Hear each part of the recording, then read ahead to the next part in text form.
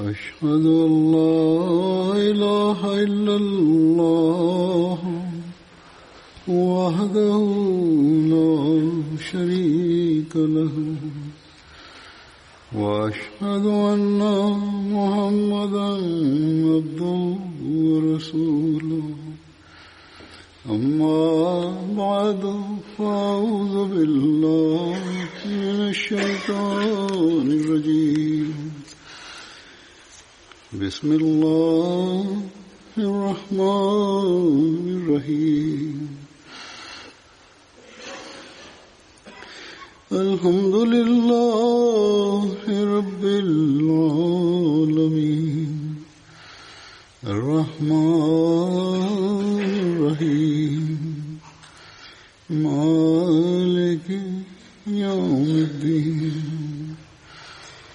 إياك نعبد وإياك نستعين اهدنا الصراط المستقيم صراط الذين أنعمت عليهم غير المغضوب عليهم ولا الضالين. கடந்த ஹுத்பாவில் ஹஜ்ரத் சஅத் பின் உபாதா அவர்களை பற்றி எடுத்து கூறியிருந்தேன். அவர்களை பற்றிய மேலும் சில விவரங்களை இப்போது எடுத்துக் கூறுவேன். இரண்டாவது பையத்தே அக்பாவின் போது நியமிக்கப்பட்ட 12 கண்காணிப்பாளர்களில் ஹஜ்ரத் சஅத் பின் உபாதா ரலியல்லாஹு தஆலா அன்ஹு அவர்களும் ஒருவர் ஆவார்கள். அன்னார் தொடர்பாக சீரத் காத்தமுன் நபியின் என்ற நூலில் ஹஜ்ரத் மிர்சா பஷீர் அஹ்மத் சாஹிப் அவர்கள் இவ்வாறு எழுதியுள்ளார்கள். அதாவது அன்னார் ஹஸ்ரஜ் கோத்திரத்தின் குடும்பமான பனு சாயிதை சார்ந்தவராவார். மேலும் ஹஸ்ரஜின் அனைத்து கோத்திரங்களின் தலைவராக அன்னார் விளங்கினார்கள். ஹஜ்ரத் நபி ஸல்லல்லாஹு அலைஹி வஸல்லம் அவர்களின் அருளுக்குரிய காலகட்டத்தில் மிகவும் கண்ணியமிக்க அன்சார்களில் ஒருவராக திகழ்ந்தார்கள். ஹஜ்ரத் நபிகள் நாயகம் ஸல்லல்லாஹு அலைஹி வஸல்லம் அவர்களின் மரணத்திற்கு பிறகு சில சஹாபாக்கள் ஹிலாஃபத்திற்காக அன்னாரது பெயரையே முன்மொழிந்தார்கள். அதாவது அன்சார்களிலிருந்து அன்னாரது பெயர்தான் முன்மொழியப்பட்டது. அன்னார் ஹஜ்ரத் உமர் அவர்களின் காலகட்டத்தில் வஃபாத்தானார்கள். ஹஜ்ரத் சஅத் பின் உபாதா, முன்சிர் பின் அம்ர் மற்றும் அபு தஜானா ஆகியோர் இஸ்லாத்தை ஏற்றுக்கொண்டதும் தமது கோத்திரமான பனு சாயிதாவின் சிலைகளை உடைத்தார்கள். ஹஜ்ரத் நபி ஸல்லல்லாஹு அலைஹி வஸல்லம் அவர்கள் மதீனா ஹிஜ்ரத் செய்தபோது பனு சாயிதாவின் வீடுகளை கடந்து சென்றபோது ஹஜ்ரத் சஅத் பின் உபாதா, முன்சிர் பின் அம்ர் மற்றும் அபு தஜானா ஆகியோர் பெருமானார் ஸல்லல்லாஹு அலைஹி வஸல்லம் அவர்களிடம், அல்லாஹ்வின் தூதர் அவர்களே, தாங்கள் எங்களிடம் வருகை தாருங்கள், எங்களிடம் கண்ணியம், ஆற்றல், செல்வம் மற்றும் உறுதித்தன்மை இருக்கின்றது என்று கூறினார்கள். ஹஜ்ரத் பின் உபாதா அவர்கள் இதையும் கூறினார்கள், அதாவது அல்லாஹ்வின் தூதர் ஸல்லல்லாஹு அலைஹி வஸல்லம் அவர்களே, எனது சமூகத்தை சார்ந்தவர்களில் எவருக்கும் என்னை விட அதிகமாக பேரித்தம்பழம் தோட்டங்களும் அதன் கிணறுகளும் கிடையாது. மேலும் அத்துடன் செல்வமும் ஆற்றலும் மிகுதியாக என்னிடம் உள்ளது என்று கூறினார்கள்.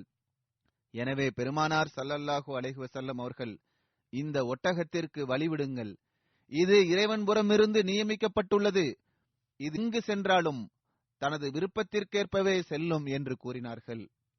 நான் ஏற்கனவே கூறியது போன்று பெருமானார் ஸல்லல்லாஹு அலைஹி வஸல்லம் அவர்கள் கண்காணிப்பாளர்களை நியமித்திருந்தார்கள். அவர்களில் ஹஜ்ரத் சஅத் பின் உபாதா அவர்களும் ஒருவராவார்கள். மக்காவிலிருந்து ஹிஜ்ரத் செய்து வந்திருந்த துலைப் பின் உமேர் அவர்களுடன் ஹஜ்ரத் சஅத் பின் உபாதா அவர்களுக்கு பெருமானார் ஸல்லல்லாஹு அலைஹி வஸல்லம் அவர்கள் சகோதரத்துவ பத்தை ஏற்படுத்தினார்கள். இப்னு இஸ்ஹாக்கின் கூற்றிற்கேற்ப பெருமானார் ஸல்லல்லாஹு அலைஹி வஸல்லம் அவர்கள் ஹஜ்ரத் சஅத் பின் உபாதா மற்றும் ஹஜ்ரத் அபு தர் கஃபாரி ஆகியோருக்கிடையே சகோதரத்துவ பந்தத்தை ஏற்படுத்தினார்கள் என்று வந்துள்ளது. ஆனால் சிலர் இதில் மாற்று கருத்தை கொண்டுள்ளனர். வாக்தி அவர்கள் இதனை மறுத்துள்ளார்கள்.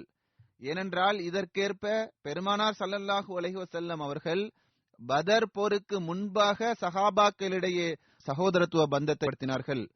அப்போது ஹஜ்ரத் அபூதர் கஃபாரி அவர்கள் மதீனாவில் இருக்கவில்லை. இது அவர்களது வாதமாகும். இவ்வாறு கூறப்படுகின்றது. அதாவது அவுஸ் மற்றும் ஹஸ்ரஜ் கோத்திரத்தை சார்ந்த வீடுகளில் 4 நபர்கள் எத்தகையவர்கள் என்றால் அவர்கள் பரந்த உள்ளத்தை கொண்டவர்களாக திகழ்ந்தார்கள்.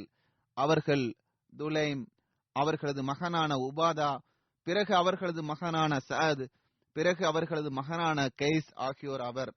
துலைம் மற்றும் அவரது குடும்பத்தின் வள்ளல் தன்மை தொடர்பாக மிகவும் நல்ல பிரசித்தி பெற்ற விஷயங்கள் காண கிடைக்கின்றன. பெருமானார் ஸல்லல்லாஹு அலைஹி வஸல்லம் அவர்கள் மதீனா சென்றபோது சஅத் அவர்கள் பெருமானார் ஸல்லல்லாஹு அலைஹி வஸல்லம் அவர்களுக்காக ஒரு பெரிய பாத்திரத்தில் கறி மற்றும் ரொட்டி துண்டுகள், பால் ஆகியவற்றை அனுப்புவார்கள். பெரும்பாலும் பாத்திரங்கள் கொண்டதாகவே இருந்தன. சஅத் அவர்களின் பாத்திரம் பெருமானார் ஸல்லல்லாஹு அலைஹி வஸல்லம் அவர்களுடன் அன்னாரது மனைவிமார்களின் வீடுகளுக்கும் கொண்டு செல்லப்படும். அதாவது இந்த உணவு பல்வேறு மனைவிகளுக்கும் வரும். சில அறிவிப்புகள் இவ்வாறும் உள்ளது. அதாவது பெருமானார் ஸல்லல்லாஹு அலைஹி வஸல்லம் அவர்களது வீடுகளில் உணவே இல்லாத நாட்களும் வந்திருக்கின்றன. தினமும் அன்னார் உணவை அனுப்பாமல் இருந்திருக்கலாம், பெரும்பாலும் அனுப்பியும் இருக்கலாம், அல்லது ஆரம்ப காலகட்டத்தில் அனுப்பி இருக்கலாம், அல்லது பெருமானார் ஸல்லல்லாஹு அலைஹி வஸல்லம் அவர்கள் தமது வள்ளல் தன்மையின் காரணமாக ஏழைகளை கருத்தில் கொண்டவாறு சில சமயங்களில் அதனை ஏழைகளுக்கு பங்கிட்டும் கொடுத்திருக்கலாம், விருந்தினர்களுக்கும் கொடுத்திருக்கலாம். எனவேதான் பெருமானார் ஸல்லல்லாஹு அலைஹி வஸல்லம் அவர்களது வீட்டில் எதுவும் இல்லாமல் கூட இருந்திருக்கலாம். எவ்வாறு இருப்பினும் இன்னொரு அறிவிப்பும் உள்ளது. ஹஜ்ரத் சஅத் பின் சாபித் அவர்கள் அறிவிக்கின்றார்கள், ஹஜ்ரத் நபிகள் நாயகம் ஸல்லல்லாஹு அலைஹி வஸல்லம் அவர்கள் அபூ அய்யூப் அன்சாரி அவர்களின் வீட்டில் தங்கிய போது அன்னாருக்கு எந்த அன்பளிப்பும் வரவில்லை. முதலாவதாக வந்த அன்பளிப்பை நான் அன்னாரிடம் கொண்டு சென்றேன். அந்த பாத்திரத்தில் கோதுமை ரொட்டி மற்றும் கறி மற்றும் பால் இருந்தது. இதனை பெருமானார் ஸல்லல்லாஹு அலைஹி வஸல்லம் அவர்களுக்கு முன்பாக சமர்ப்பித்தேன். மேலும் பெருமானார் ஸல்லல்லாஹு அலைஹி வஸல்லம் அவர்களிடம் இதனை எனது தாயார் உங்களுக்காக அனுப்பி வைத்துள்ளார்கள் என்று கூறினேன். எனவே பெருமானார் ஸல்லல்லாஹு அலைஹி வஸல்லம் அவர்கள் அல்லாஹ் இதில் பரக்கத் செய்வானா என்று கூறினார்கள். மேலும் அன்னார் தமது சஹாபாக்களை அழைத்தார்கள். அவர்களும் இதிலிருந்து உண்டார்கள். அப்போது நான் கதவருகில் சென்றேன். அதற்குள் சஅத் பின் உபாதா ஒரு பாத்திரத்தை எடுத்துக்கொண்டு வந்திருந்தார்கள். அதனை அன்னாரது அடிமை அது தலையில் வைத்திருந்தார்.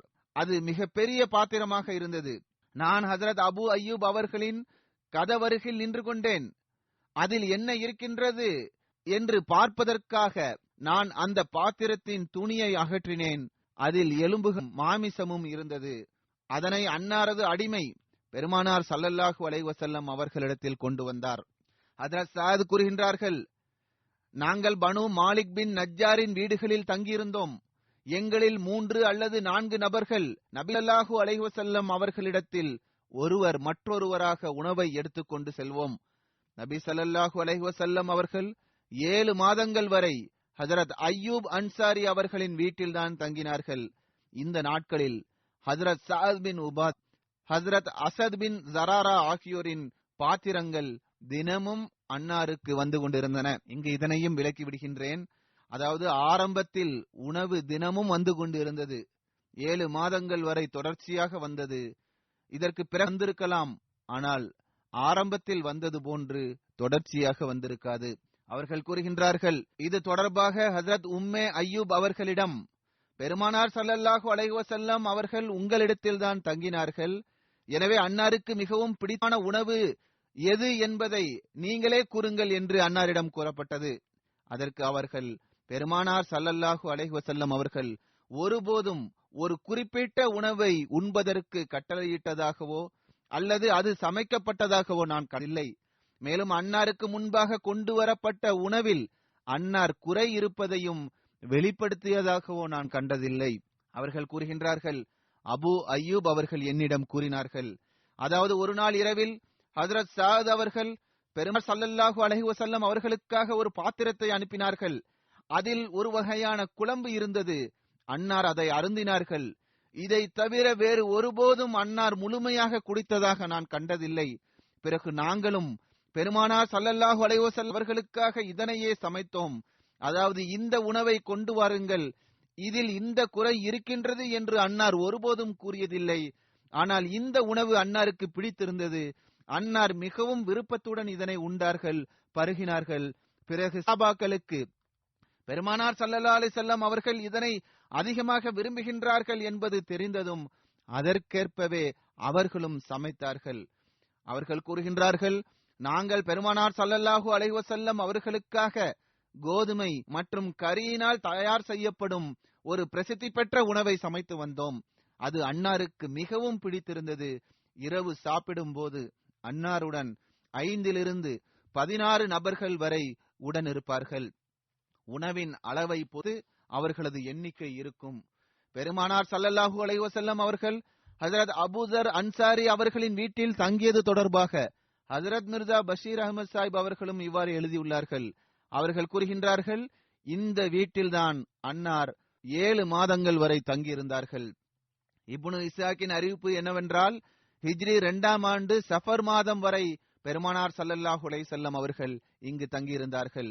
அதாவது எப்போது வரை மஸ்ஜித் நபவியும் அதற்கு அருகிலுள்ள இருப்பிடங்களும் கட்டவில்லையோ அப்போது வரை அன்னார் இந்த இடத்திலேயே தான் தங்கியிருந்தார்கள். அபு அய்யூப் அவர்கள் அன்னாருக்காக உணவை அனுப்பி வந்தார்கள். பிறகு எஞ்சிய உணவை தாம் உண்பார்கள். ஹஜ்ரத் அபு அய்யூப் அவர்கள் பெருமானார் ஸல்லல்லாஹு அலைஹி வஸல்லம் அவர்கள் மீது கொண்ட அன்பு மற்றும் களப்பற்ற தன்மையின் காரணமாக எந்த இடத்தில் பெருமானார் ஸல்லல்லாஹு அலைஹி வஸல்லம் அவர்கள் உணவை உண்டிருப்பார்களோ அந்த இடத்தில் விரல்களை வைத்து தாம் உண்ணுவார்கள். மற்ற சஹாபாக்களும் பெருமானார் ஸல்லல்லாஹு அலைஹி வஸல்லம் அவர்களுக்கு உணவை அனுப்பி வந்தார்கள். இவர்களில் ஹஜ்ரத் கோத்திரத்தின் தலைவரான ஹஜ்ரத் சஅத் பின் உபாதா அவர்களின் பெயர் வரலாற்றில் குறிப்பான இடத்தை பெற்றுள்ளது. ஹஜ்ரத் அனஸ் அவர்கள் அறிவிக்கின்றார்கள், ஹஜ்ரத் சஅத் பின் உபாதா அவர்கள் பெருமானார் ஸல்லல்லாஹு அலைஹி வஸல்லம் அவர்களிடம், அல்லாஹ்வின் தூதர் அவர்களே, தாங்கள் எங்களது வீட்டிற்கு வருகை தாருங்கள் என்று கூறியபோது பெருமானார் ஸல்லல்லாஹு அலைஹி வஸல்லம் அவர்கள் சஅத் அவர்களுடன் அவர்களது வீட்டிற்கு சென்றார்கள். ஹஜ்ரத் சஅத் அவர்கள் பேரித்தம்பளம் போன்றவற்றை பெருமானார் ஸல்லல்லாஹு அலைஹி வஸல்லம் அவர்களுக்காக எடுத்துக்கொண்டு வந்தார்கள். பெருமானார் ஸல்லல்லாஹு அலைஹி வஸல்லம் அவர்களுக்காக பாத்திரத்தில் பாலையும் கொண்டு வந்தார்கள். அதிலிருந்து அன்னார் பருகினார்கள். கைஸ் பின் சாபித் அவர்கள் அறிவிக்கின்றார்கள், இவர்கள் சஅத் அவர்களின் மகனாவார்கள். அவர்கள் கூறுகின்றார்கள், பெருமானார் ஸல்லல்லாஹு அலைஹி வஸல்லம் அவர்கள் எங்களை சந்திப்பதற்காக எங்கள் வீட்டிற்கு வந்தார்கள். அஸ்ஸலாமு அலைக்கும் வ ரஹ்மத்துல்லாஹ் என்று கூறினார்கள். வீட்டில் உள்ளவர்களுக்கு பெருமானார் ஸல்லல்லாஹு அலைஹி வஸல்லம் அவர்கள் சலாம் கூறினார்கள். கைஸ் கூறுகின்றார்கள், எனது தந்தை சஅத் அவர்கள் தாழ்ந்த குரலில் அதற்கு பதிலளித்தார்கள். எனவே நான் எனது தந்தையிடம், பெருமானார் ஸல்லல்லாஹு அலைஹி வஸல்லம் அவர்களை உள்ளே வர கூற மாட்டீர்களா என்று கேட்டேன். அதற்கு சஅத் அவர்கள், பெருமானார் ஸல்லல்லாஹு அலைஹி வஸல்லம் அவர்களை நம்மீது அதிகமாக சலாம் சொல்லவிடு என்று கூறினார்கள். பிறகு பெருமானார் ஸல்லல்லாஹு அலைஹி வஸல்லம் அவர்கள் சலாம் கூறி திரும்பி சென்று விட்டார்கள். அதாவது அவர்கள் இவ்வாறு கூறினார்கள், பெருமானார் ஸல்லல்லாஹு அலைஹி வஸல்லம் அவர்கள் சலாம் கூறிய போது நான் தாழ்ந்த குரலில் சலாம் கூறினேன். மீண்டும் மீண்டும் பெருமானார் ஸல்லல்லாஹு அலைஹி வஸல்லம் அவர்கள் சலாம் கூறுவார்கள். இவ்வாறு நமது வீட்டில் சாந்தி ஏற்பட்டு கொண்டே இருக்கும் என்று அவர்கள் கூறினார்கள். எவ்வாறு இருப்பினும் அவர்கள் கூறுகின்றார்கள், பெருமானார் ஸல்லல்லாஹு அலைஹி வஸல்லம் அவர்கள் சலாம் கூறி திரும்பி சென்றார்கள். எனவே சஅத் அவர்கள் அன்னாரை பின்தொடர்ந்து சென்றவாறு, யா ரசூலல்லாஹ் ஸல்லல்லாஹு அலைஹி வஸல்லம், நான் உங்களது சலாத்தை செவியுற்று தாழ்ந்த குரலில் பதில் தந்தேன். ஏனென்றால் தாங்கள் எங்கள் மீது அதிகமாக சலாம் கூற வேண்டும் என்பதற்காக இவ்வாறு செய்தேன். பிறகு பெருமானார் ஸல்லல்லாஹு அலைஹி வஸல்லம் அவர்கள் சஅத் அவர்களுடன் திரும்பி வந்தார்கள். சஅத் அவர்கள் பெருமானார் ஸல்லல்லாஹு அலைஹி வஸல்லம் அவர்களை குளிக்குமாறு கேட்டுக்கொண்டார்கள். எனவே பெருமானார் ஸல்லல்லாஹு அலைஹி வஸல்லம் அவர்கள் அங்கு குளித்தார்கள். சஅத் அவர்கள் யமன் நாட்டில் உற்பத்தியாக கூடிய மஞ்சள் நிற செடி ஒன்றிலிருந்து தயார் செய்யப்படுகின்ற ஒரு ஆடையை அன்னாருக்கு கொடுத்தார்கள். அன்னார் அதனை கட்டினார்கள். மேலும் பெருமானார் ஸல்லல்லாஹு அலைஹி வஸல்லம் அவர்கள் தமது கரங்களை உயர்த்தியவாறு, அல்லாஹ்வே, உனது தரூதையும் உனது கருணையையும் சஅத் பின் உபாதாவின் சந்ததிகளின் மீது பொழிவாயாக என்று துஆ செய்தார்கள். ஹஜ்ரத் அனஸ் அவர்களிடமிருந்து இந்த அறிவிப்பு வந்துள்ளது. அதாவது ஒருமுறை பெருமானார் ஸல்லல்லாஹு அலைஹி வஸல்லம் அவர்கள் ஹஜ்ரத் சஅத் பின் உபாதா அவர்களது வீட்டிற்கு உள்ளே வர விரும்பினார்கள். மேலும் அஸ்ஸலாமு அலைக்கும் வ ரஹ்மத்துல்லாஹ் என்று கூறினார்கள். ஹஜ்ரத் சஅத் அவர்கள் தாழ்ந்த குரலில் வ அலைக்குமுஸ்ஸலாம் வ ரஹ்மத்துல்லாஹ் என்று பதிலளித்தார்கள். இது பெருமானார் ஸல்லல்லாஹு அலைஹி வஸல்லம் அவர்களுக்கு கேட்கவில்லை. எதுவரையால் பெருமானார் ஸல்லல்லாஹு அலைஹி வஸல்லம் அவர்கள் 3 முறை சலாம் கூறினார்கள். சாத் அவர்களும் 3 முறை இவ்வாறே பதிலளித்தார்கள். அது பெருமானார் ஸல்லல்லாஹு அலைஹி வஸல்லம் அவர்களுக்கு கேட்கவில்லை. எனவே பெருமானார் ஸல்லல்லாஹு அலைஹி வஸல்லம் அவர்கள் திரும்பி சென்று விட்டார்கள். ஹஜ்ரத் சார்கள் அன்னாருக்கு பின்னாலே சென்றவாறு, அல்லாஹ்வின் தூதர் ஸல்லல்லாஹு அலைஹி வஸல்லம் அவர்களே, எனது தாயும் தந்தையும் உங்கள் மீது அர்ப்பணமாகட்டுமாக. தாங்கள் எத்தனை முறை சலாம் கூறினீர்களோ அதனை நான் செவியுற்றேன். மேலும் அதற்கு நான் பதிலளித்தேன். ஆனால் அதன் சப்தத்தை தாங்கள் செவியேற்கவில்லை.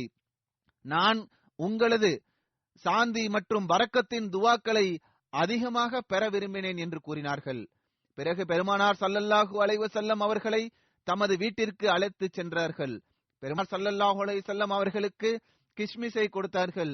பெருமானார் ஸல்லல்லாஹு அலைஹி வஸல்லம் அவர்கள் அதனை உண்ட பிறகு, உமது உணவை நல்ல மக்கள் உண்டு கொண்டே இருப்பார்களாக. மேலும் உங்கள் மீது வானவர்கள் ரஹ்மத்திற்கான துவாவை செய்து கொண்டே இருப்பார்களாக. மேலும் நோன்பாளிகள் உம்மிடத்தில் இஃப்தாரி செய்வார்களாக என்று துவா செய்தார்கள். அதாவது பெருமானார் ஸல்லல்லாஹு அலைஹி வஸல்லம் அவர்கள் அவர்களுக்காக துவா செய்தார்கள். அல்லாமா இப்னு அசீர் கூறுகின்றார்கள், திண்ணை தோழர்களில் 80 ஹஜ்ரத் சஅத் பின் உபாதா அவர்கள் தம்முடன் சாப்பிடுவதற்காக அழைத்துச் செல்வார்கள். அதாவது திண்ணை தோழர்களுக்கு பெரும்பான்மையான தினங்களில் முழு நாளும் பட்டினியாகவே இருக்க நேர்ந்துள்ளது. எவ்வாறு இருப்பினும் சஹாபாக்கள் பெருமானார் ஸல்லல்லாஹு அலைஹி வஸல்லம் அவர்களது வீட்டில் அமர்ந்திருந்த இந்த ஏழைகளை கருத்தில் கொண்டு வந்தார்கள். இவர்களில் ஹஜ்ரத் சஅத் பின் உபாதா அவர்கள் மிகவும் அதிகமாக கருத்தில் கொண்டு வந்தார்கள்.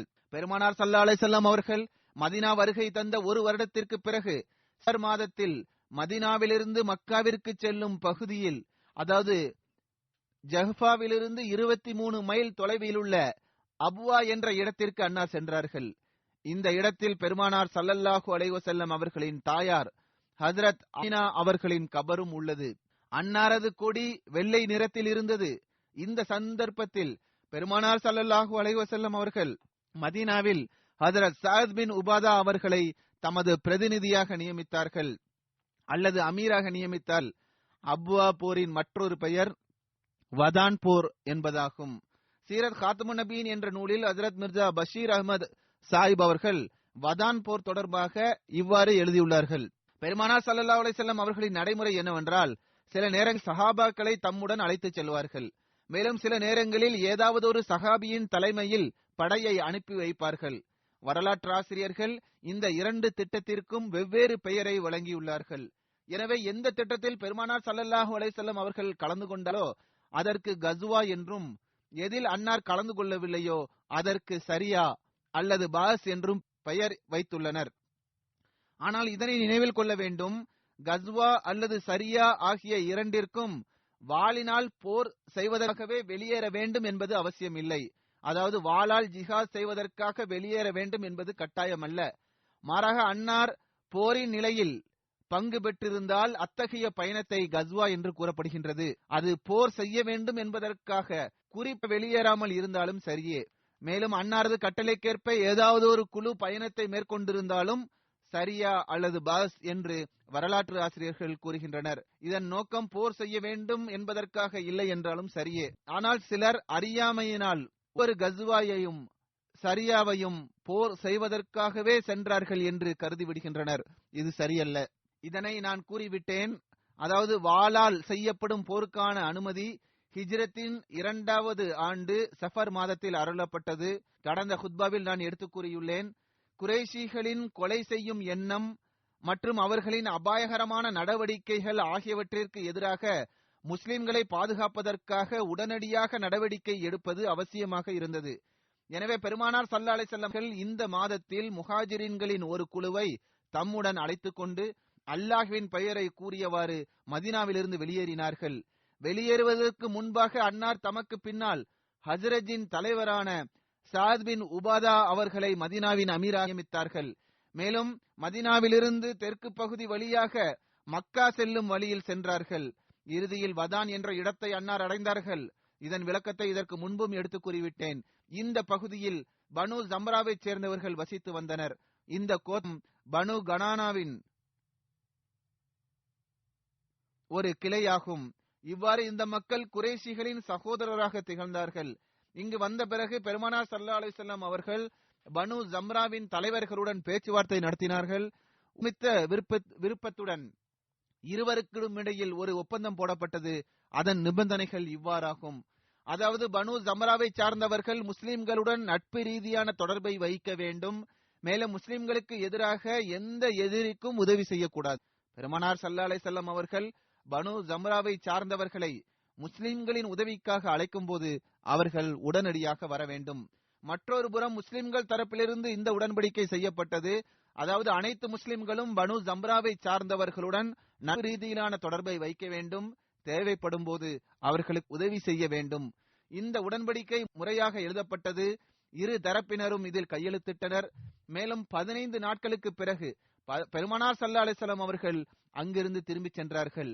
கஸ்வா வதானின், அதாவது வதான் போரின் மற்றொரு பெயர் அபுவா ஆகும்.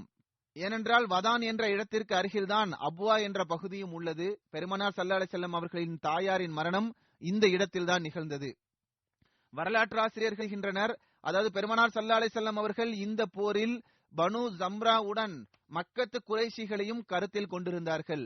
இதன் பொருள் என்னவென்றால், பெருமானார் ஸல்லல்லாஹு அலைஹி வஸல்லம் அவர்களின் இந்த திட்டம் குறைஷிகளின் அபாயகரமான நடவடிக்கைகளை தடுத்து நிறுத்துவதே ஆகும். அதனால் மிக கொடிய மற்றும் அபாயகரமான தாக்கம் ஏற்பட இருந்தது. அதாவது குறைஷிகளின் குழுவினர் முஸ்லிம்களுக்கு எதிராக அரபு கோத்திரங்களில் இத்தகைய நிலையை ஏற்படுத்தி இருந்தனர். குறைஷிகள் முஸ்லிம்களுக்கு எதிராக கோத்திரத்தினரிடம் பிரச்சாரம் செய்து வந்தனர். இதன் காரணமாக இந்த நாட்களில் முஸ்லிம்களின் நிலை மிகவும் அபாயகரமானதாக ஆகிக் கொண்டிருந்தது. ஹஜ்ரத் சஅத் பின் உபாதா அவர்கள் பதர் போரில் கலந்து கொண்டது தொடர்பான 2 கருத்துக்கள் காணப்படுகின்றன. வாக்கிதி மதானி மற்றும் இப்னு கல்பியோர் பதர் போரில் கலந்து கொண்டதாக கூறியுள்ளனர். ஆனால் இப்னு இஸ்ஹாக், இப்னு அக்பா மற்றும் இப்னு சஅத் ஆகியோர் அன்னார் பதர் போரில் கலந்து கொள்ளவில்லை என்று கூறுகின்றனர். எவ்வாறு இருப்பினும் இதன் ஒரு விளக்கம் தப்காத்துல் குப்ராவில் இவ்வாறு வந்துள்ளது. அதாவது ஹஜ்ரத் சஅத் பின் உபாதா அவர்கள் பதர் போரில் கலந்து கொள்ளவில்லை. அவர்கள் புறப்படுவதற்காக ஆயத்தம் செய்து கொண்டிருந்தார்கள். மேலும் அன்சார்களின் வீடுகளுக்கு சென்று அவர்களை புறப்படச் செய்வதற்கான ஆயத்தங்களை செய்து கொண்டிருந்தார்கள். ஆனால் அவர்கள் புறப்படுவதற்கு முன்பாக அவர்களை நாய் கடித்து விட்டது. எனவே அவர்களால் பதர் போரில் கலந்து கொள்ள முடியவில்லை. பெருமானார் ஸல்லல்லாஹு அலைஹி வஸல்லம் அவர்கள் கூறினார்கள், சாத் கலந்து கொள்ளவில்லை என்றாலும் அவரிடம் அதற்கான ஆர்வம் இருந்தது. பெருமானார் ஸல்லல்லாஹு அலைஹி வஸல்லம் அவர்கள் பொருட்செல்வத்திலிருந்து சாத் அவர்களுக்கும் பங்கை வழங்கினார்கள். ஹஜ்ரத் சாத் அவர்கள் உஹது, அகல் உட்பட அனைத்து போர்களிலும் பெருமானார் ஸல்லல்லாஹு அலைஹி வஸல்லம் அவர்களுடன் கலந்து கொண்டார்கள். ஒரு அறிவிப்பில் இவ்வாறு வந்துள்ளது, அதாவது பதர் போர் நாளன்று அன்சார்களின் கொடி ஹஜ்ரத் சஅத் பின் உபாதா அவரிடம்தான் இருந்தது. இது அல் முஸ்தத்ரிக்கில் வந்துள்ள அறிவிப்பாகும்.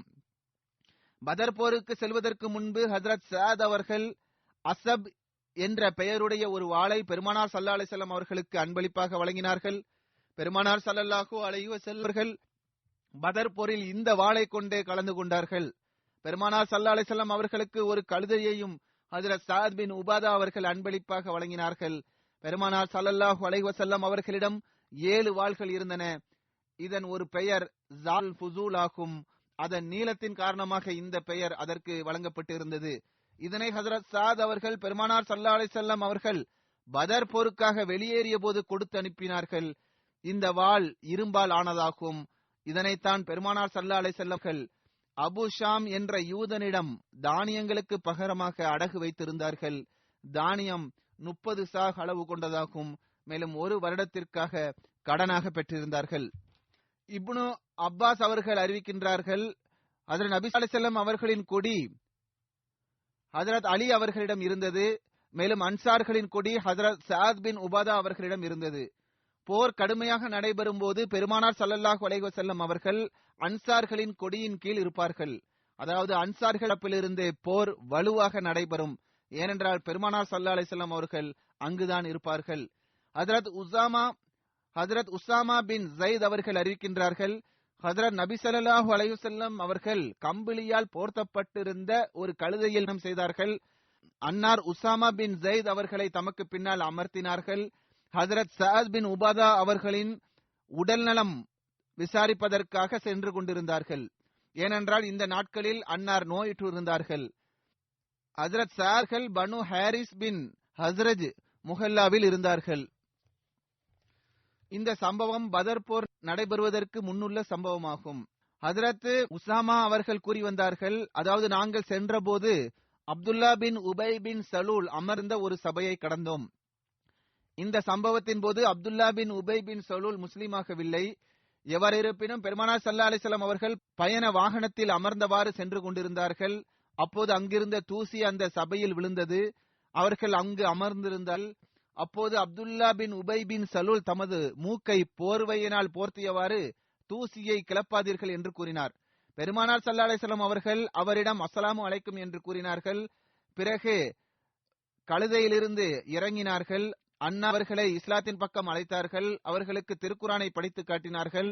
அதற்கு அப்துல்லா பின் உபை பின் சலூல், நீங்கள் கூறுகின்ற விஷயத்தை விட நல்ல விஷயம் இல்லைதான். இது உண்மை என்றால் எங்களது சபைகளுக்கு வந்து எங்களுக்கு துன்பம் தர வேண்டாம். எங்களது சபை வந்து இவ்விஷயத்தை கூற வேண்டிய அவசியம் இல்லை. உங்கள் இடத்திற்கே திரும்பிச் செல்லுங்கள். உங்களிடத்தில் எவர் வருவாரோ அவரிடத்தில் எடுத்துக் கூறுங்கள் என்று கூறினார். அப்போது அங்கு அப்துல்லா பின் ரவாஹா அவர்கள் அமர்ந்திருந்தார்கள். அவர்கள் முஸ்லிமாக இருந்தார்கள். அவர்களும் ஒரு சஹாபி ஆவார்கள். இதை கேட்டதும், இல்லை யா ரசூலல்லாஹ், எங்களது இந்த சபைகளுக்கு வந்து தாங்கள் எங்களுக்கு இதனை படித்து காட்டுங்கள். எங்களுக்கு இந்த விஷயம் மிகவும் பிடித்திருக்கின்றது என்று கூறினார்கள். எனவே முஸ்லிம்கள், இணை வைப்பவர்கள் மற்றும் யூதர்கள் ஆகியோர் ஒருவர் மற்றவரை ஏசினர். ஒருவர் மற்றவர் மீது தாக்குதல் தொடுக்கும் நிலை ஏற்பட்டது. ஆனால் பெருமானார் ஸல்லல்லாஹு அலைஹி வஸல்லம் அவர்கள் அவர்களின் உணர்வை கட்டுப்படுத்தினார்கள். இறுதியில் பெருமானார் ஸல்லல்லாஹு அலைஹி வஸல்லம் அவர்கள் தமது பயண வாகனத்தில் ஏறி சென்றவாறு ஹஜ்ரத் சஅத் பின் உபாதா அவர்களிடம் சென்றார்கள். பெருமானார் ஸல்லல்லாஹு அலைஹி வஸல்லம் அவர்கள் சஅத் அவர்களிடம் அபு ஹுப்பாப் கூறிய விஷயத்தை நீங்கள் செவியுற்றீர்களா என்று கேட்டார்கள். அதாவது அப்துல்லா பின் உபை பின் சலூல் கூறிய விஷயத்தை நீங்கள் செவியுற்றீர்களா என்று கேட்டார்கள். பெருமானார் ஸல்லல்லாஹு அலைஹி வஸல்லம் அவர்கள் மேலும் கூறினார்கள், அவர் என்னை இவ்வாறெல்லாம் கூறினார் என்று கூறினார்கள். இதை கேட்ட சஅத் அவர்கள், யா ரசூலல்லாஹ் ஸல்லல்லாஹு அலைஹி வஸல்லம், தாங்கள் அவர்களை மன்னித்து விடுங்கள். அவர்களிடம் கண்டும் காணாமல் நடந்து கொள்ளுங்கள். உங்களுக்கு வேதத்தை அருளிய அந்த இறைவன் மீது ஆணையாக, அல்லாஹ் அவன் அருளிய உண்மையை இப்போது இங்கு கொண்டு வந்துள்ளான். இந்த நகரத்தை சார்ந்தவர்கள் அப்துல்லா பின் உபை பின் சலூலிற்கு தலைமை கிரீடத்தை அணிவிக்க முடிவெடுத்திருந்தனர். ஆனால் அல்லாஹ் தங்களுக்கு வழங்கிய இந்த உண்மையின் காரணமாக அவர் அதை ஏற்கொள்ளவில்லை. மேலும் அவர் பொறாமையின் நெருப்பில் ஆழ்ந்து விட்டார். எனவே அவர் எதை செய்தாரோ, தாங்கள் எதை கண்டீர்களோ, அதாவது அவர் தலைவராக ஆக வேண்டியதிருந்தது. ஆனால் தங்களின் வருகையின் காரணமாக அவரது தலைமை பறிபோய்விட்டது. எனவே அவர் தங்கள் மீது பொறாமை கொள்கின்றார். எனவேதான் இதனை அவர் கூறியுள்ளார். எனவே அவரை மன்னித்து விடுங்கள் என்று கூறினார்கள். இதை கேட்ட பெருமானார் ஸல்லல்லாஹு அலைஹி வஸல்லம் அவர்கள் அவரை மன்னித்தார்கள். பெருமானார் ஸல்லல்லாஹு அலைஹி வஸல்லம் அவர்களும் அன்னாரது சஹாபாக்களும் இறைப்பவர்கள் மற்றும் வேதத்தை உடையவர்களுடன் அல்லாஹ்வின் கட்டளைக்கேற்பவே மன்னித்தே வந்தார்கள். மேலும் அவர்களது துன்பத்திற்கு பதிலாக பொறுமையை மேற்கொண்டு வந்தார்கள். எனவே அல்லாஹ் கூறினான், லதுப்லஉன்ன ஃபீ அம்வாலிக்கும் வ அன்ஃபுசிக்கும் வல தஸ்மஉன்ன மினல்லதீன ஊத்துல் கித்தாப மின் கப்லிக்கும் வ மினல்லதீன அஷ்ரகு அஸன் கஸீரா வ இன் துஸ்பிரு வ தத்தகு ஃப இன்ன ஸாலிக மின் அஸ்மில் உமூர். அதாவது நீங்கள் உங்கள் செல்வங்கள், உங்கள் உயிர்கள் ஆகியவற்றால் கட்டாயம் சோதிக்கப்படுவீர்கள். மேலும் உங்களுக்கு முன்னர் வேதம் வழங்கப்பட்டவர்களிடமிருந்தும் இணை வைப்பவர்களிடமிருந்தும் துயரம் தரக்கூடியவற்றை நிச்சயமாக நீங்கள் கேட்பீர்கள். நீங்கள் பொறுமையுடன் இறையச்சத்தை மேற்கொள்வீர்களாயின் நிச்சயமாக இது துணிவுக்குரிய செயல்களை சேர்ந்ததாகும். மேலும் அல்லாஹ் கூறினான், வத்த கசீரும் மின் அஹ்லில் கித்தாபி லவ் யரத்தூனகும் மின் பாதி ஈமானிக்கும் குஃபாரா ஹஸதம் மின் இந்தி அன்ஃபுசிஹும் மின் பாதி மா தபய்யனல் ஹக் ஃபஅஃபு வஸ்ஃபஹு ஹத்தா யஅதியல்லாஹு பி அம்ரிஹ் இன்னல்லாஹ அலா குல்லி ஷைஇன் கதீர். வேதம் வழங்கப்பட்டவர்களுள் பெரும்பாலார் தங்களுக்கு உண்மை தெளிவாக தெரிந்த பின்னர் தங்களிடமுள்ள பொறாமையால் நீங்கள் நம்பிக்கை கொண்ட பிறகு உங்களை மீண்டும் நிராகரிப்பவர்களாக மாற்ற விரும்புகின்றனர். எனவே அல்லாஹ் தனது கட்டளையை இறக்கும் வரை நீங்கள் அவர்களை மன்னித்து கண்டும் காணாதது போன்று நடந்து கொள்ளுங்கள். நிச்சயமாக அல்லாஹ் எல்லாற்றின் மீதும் ஆற்றல் பெற்றவனாவான். எனவே பெருமானார் ஸல்லல்லாஹு அலைஹி வஸல்லம் அவர்கள் அல்லாஹ் அவர்களுக்கு வழங்கிய கட்டளைக்கேற்பவே அவர்களை மன்னிப்பதையே சரியானதாக கருதி வந்தார்கள். பெருமானார் ஸல்லல்லாஹு அலைஹி வஸல்லம் அவர்கள் பதர் மைதானத்தில் காஃபிர்களுடன் போர் செய்த அந்த நேரத்தில் அல்லாஹ் அன்னாருக்கு அனுமதி வழங்கினான். மேலும் அல்லாஹ் இந்த போரில் குறைஷிகளின் பெரும் பெரும் தலைவர்களை கொன்றான். எனவே அப்துல்லா பின் உபை பின் சலூல் மற்றும் அவருடன் இருந்த இணை வைப்பவர்கள், சிலை வணங்கிகள் ஆகியோர் நிராகரிப்பவர்களின் தோல்வியை கண்டதும் இப்போது இந்த அமைப்பு சிறப்பானதாக ஆகிவிட்டது என்று கூறினர். மேலும் அவர்கள் பெருமானார் ஸல்லல்லாஹு அலைஹி வஸல்லம் அவர்களிடம் இஸ்லாத்தில் நிலைத்திருப்பதாக பையத் செய்தனர். மேலும் முஸ்லிமாக ஆகினர். பதர் போர் சந்தர்ப்பத்தின் போது பெருமானார் ஸல்லல்லாஹு அலைஹி வஸல்லம் அவர்கள் சஹாபாக்களிடம் ஆலோசனை பெற்றார்கள். அப்போது அந்த சந்தர்ப்பத்தில் ஹஜ்ரத் சஅத் பின் உபாதா அவர்கள் வழங்கிய ஒரு அறிவிப்பில் இவ்வாறு இடம்பெற்றுள்ளது. ஹஜ்ரத் அனஸ் அவர்கள் அறிவிக்கின்றார்கள், பெருமானார் ஸல்லல்லாஹு அலைஹி வஸல்லம் அவர்களுக்கு அபு சுஃபியான் வருவது தொடர்பான செய்தி கிடைத்ததும் அன்னார் ஆலோசனை செய்தார்கள். அப்போது ஹஜ்ரத் அபூபக்கர் அவர்கள் பேசினார்கள். ஆனால் பெருமானார் ஸல்லல்லாஹு அலைஹி வஸல்லம் அவர்களுடைய பேச்சை கண்டுகொள்ளல. பிறகு ஹஜ்ரத் உமர் அவர்கள் ஆலோசனை வழங்கினார்கள். இதனையும் பெருமானார் ஸல்லல்லாஹு அலைஹி வஸல்லம் அவர்கள் கண்டுகொள்ளவில்லை. பிறகு ஹஜ்ரத் சஅத் பின் உபாதா அவர்கள் எழுந்து நின்று, அல்லாஹ்வின் தூதர் அவர்களே, தாங்கள் எங்களிடம் ஆலோசனை கேட்கின்றீர்கள். எனது உயிர் எந்த இறைவனின் கையில் இருக்கின்றதோ அவன் மீது ஆணையாக எங்களை நீங்கள் கடலில் குதிரையை ஓட்டிச் செல்ல கட்டளையிட்டாலும் நாங்கள் அதனை செய்வோம் என்று கூறினார்கள். அறிவிப்பாளர் கூறுகின்றார், பெருமானார் ஸல்லல்லாஹு அலைஹி வஸல்லம் அவர்கள் மக்களை அழைத்துக் கொண்டு பதர் மைதானத்தை சென்றடைந்தார்கள். அன்னார் தமது தோழர்களுடன் பதர் மைதானத்தை அடைந்தார்கள். அங்கு குறைஷிகளின் தண்ணீர் எடுப்பவர்கள் வந்திருந்தனர். அவர்களில் பனு ஹிஜாபின் ஒரு கருப்பர் இருந்தார். அவரை முன்கள் பிடித்தனர். பெருமானார் ஸல்லல்லாஹு அலைஹி வஸல்லம் அவர்களது சஹாபாக்கள் அபு சுஃபியான் மற்றும் அவருடன் வந்திருப்பவர்கள் தொடர்பாக அவரிடம் கேட்டனர். ஏனென்றால் அபு சுஃபியான் ஒரு பெரும் படையுடன் அல்லது கூட்டத்துடன் வந்து கொண்டிருப்பதாக தகவல் கிடைத்திருந்தது. எவ்வாறு இருப்பினும் அவர்கள் அபு சுஃபியானை பற்றி கேட்டுக்கொண்டே இருந்தனர். அதற்கு அவர், அபு சுஃபியானை பற்றி எனக்கு தெரியாது, ஆனால் அபு ஜஹில், உத்துபா, ஷேபா மற்றும் உமையா பின் ஹல்ஃப் ஆகியோர் இங்கு அமர்ந்துள்ளனர் என்று கூறினார். இதை கூறியதும் அவனை முஸ்லிம்கள் அடித்தனர். அதற்கு அவர், அபு சுஃபியானும் இதில் இருக்கின்றார் என்று கூறினார். முஸ்லிம்கள் அவரை விட்டுவிட்டதும் மீண்டும் அவரிடம் கேட்கும் போது, அபு சுஃபியானை பற்றி எனக்கு தெரியாது, ஆனால் அபு ஜஹில், உத்துபா, ஷேபா மற்றும் உமையா பின் ஹல்ஃப் இருக்கின்றனர் என்று கூறுவார். இவ்வாறு அவர் கூறியது முஸ்லிம்கள் மீண்டும் அவரை அடித்தனர். பெருமானார் ஸல்லல்லாஹு அலைஹி வஸல்லம் அவர்கள் அந்த நேரத்தில் நின்று கொண்டு தொழுது கொண்டிருந்தார்கள்.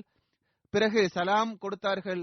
பிறகு அன்னார் கூறினார்கள், எனது உயிர் எவனது கையில் இருக்கின்றதோ அவன் மீது ஆணையாக அவர் உண்மையை கூறினால் நீங்கள் அவரை அடிக்கின்றீர்கள், அவர் பொய்யுரைக்கும் போது நீங்கள் அவரை விட்டு விடுகின்றீர்கள் என்று கூறினார்கள்.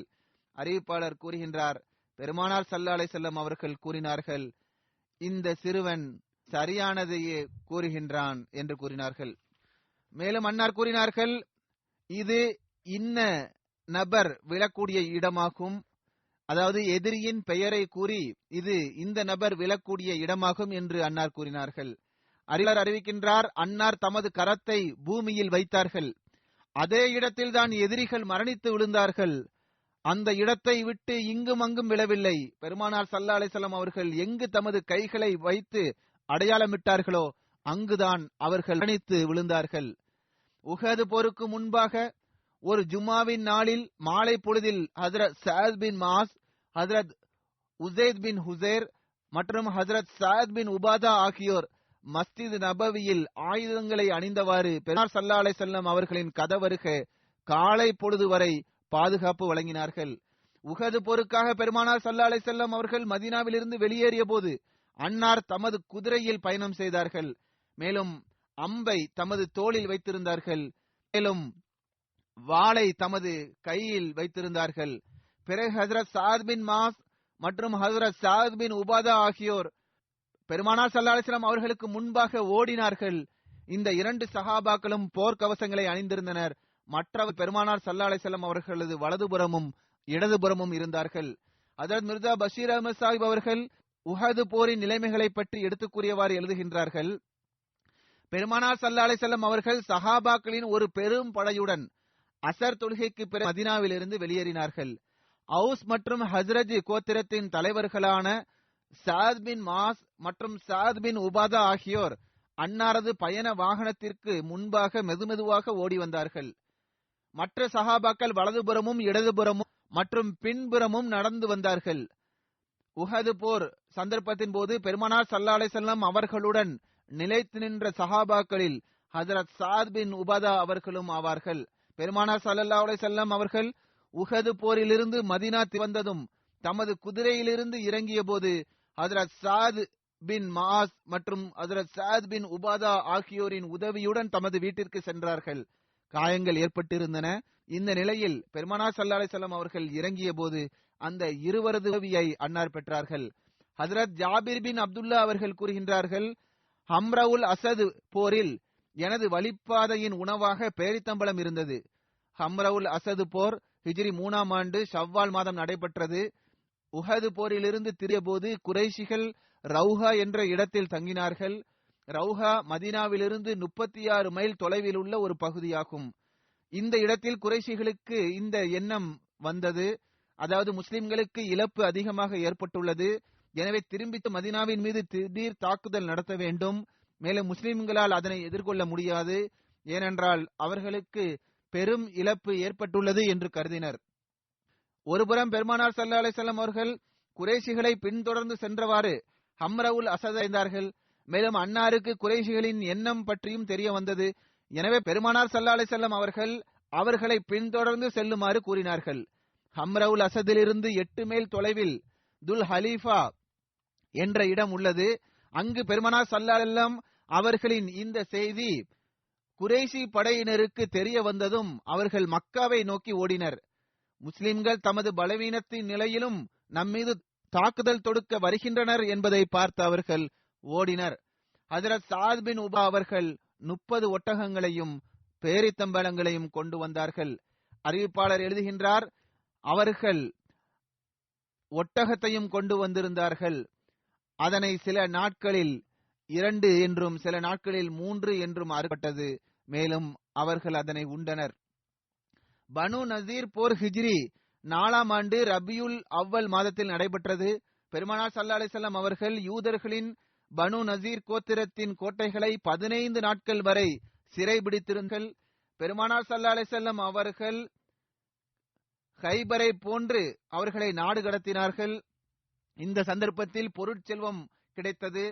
அப்போது அன்னார் ஹஜ்ரத் சாபித் பின் கைஸ் அவர்களை அழைத்து கூறினார்கள், உங்களது சமுதாயத்தை என்னிடம் அழைத்து வாருங்கள்.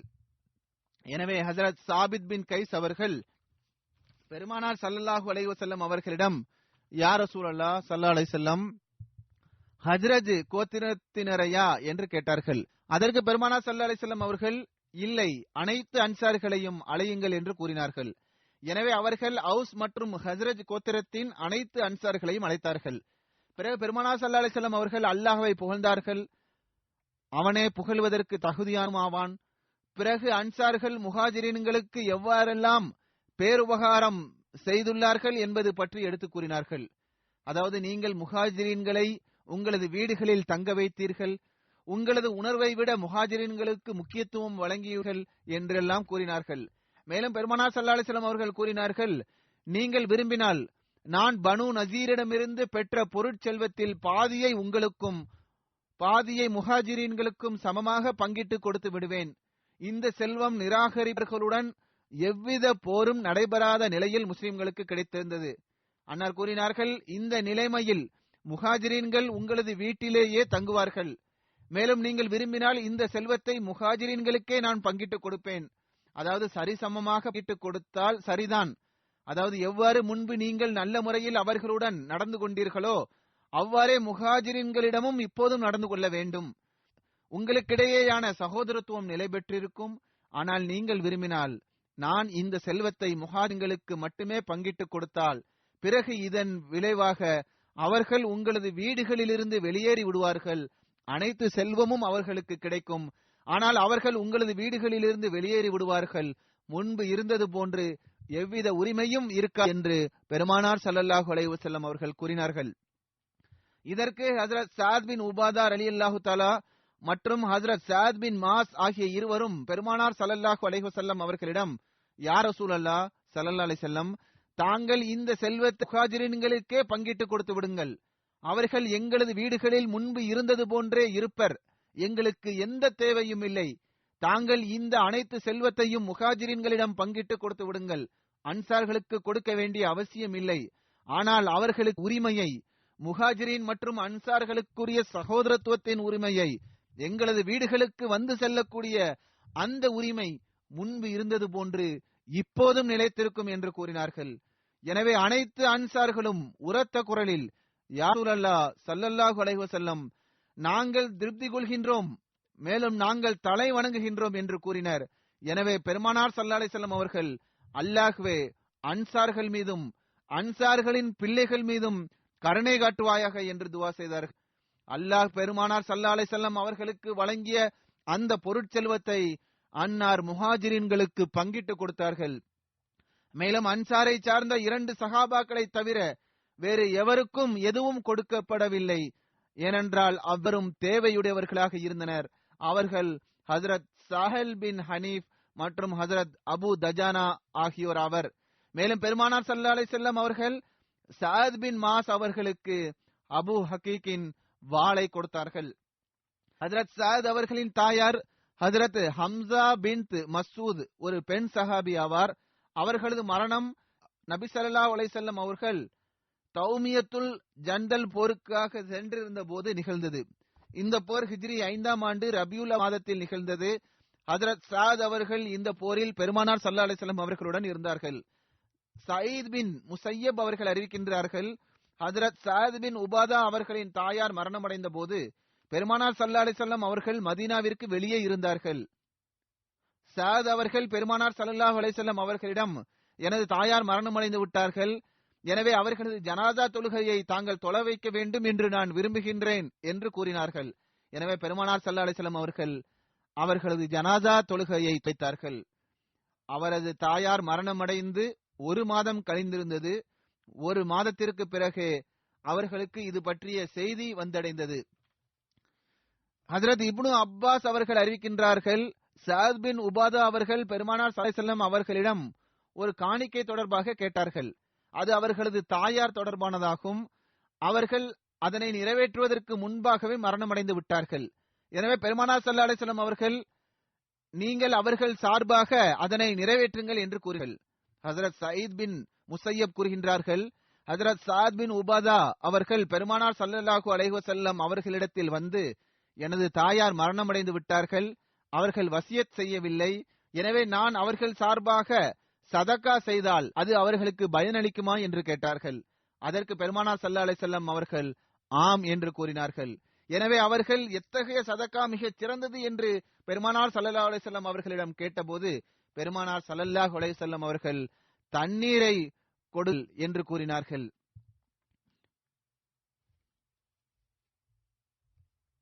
இதிலிருந்து அப்போது தண்ணீர் பற்றாக்குறை இருந்தது தெரிய வருகிறது.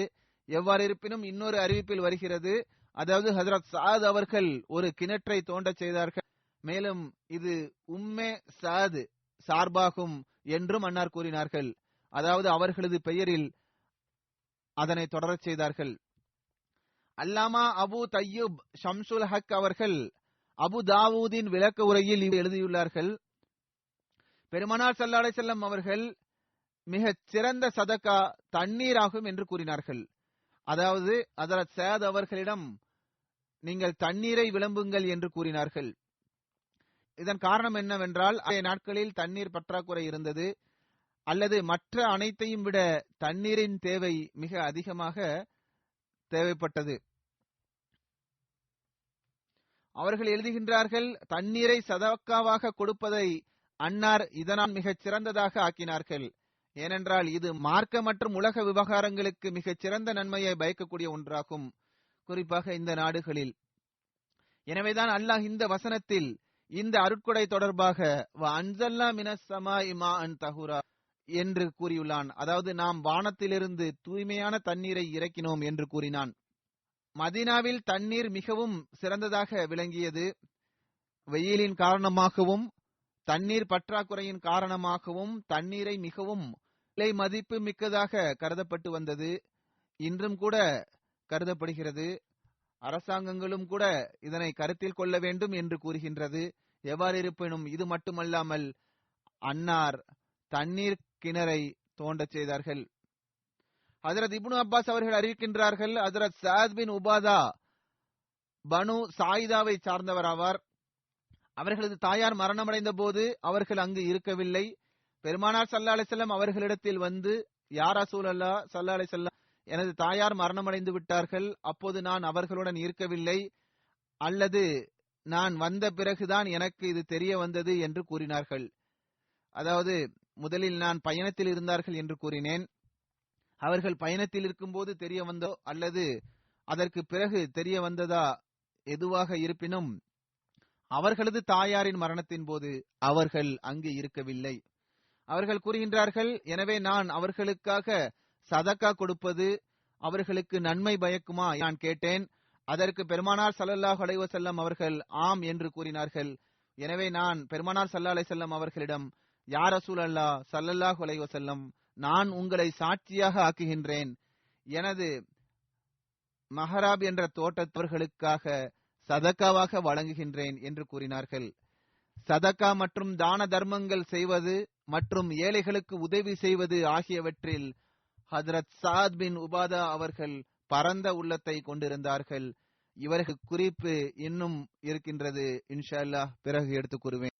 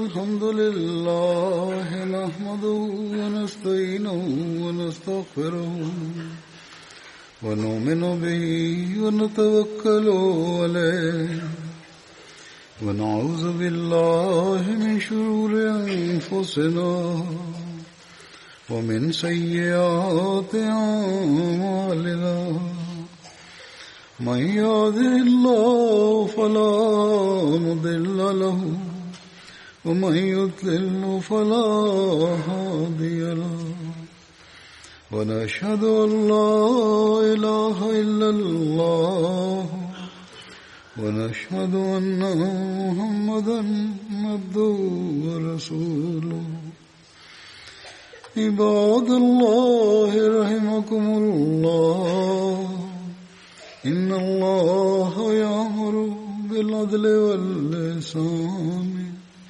وإيتاء ذي القربى وينهى عن الفحشاء والمنكر والبغي يعظكم لعلكم تذكرون اذكروا الله يذكركم وادعوه يستجب لكم ولذكر الله أكبر.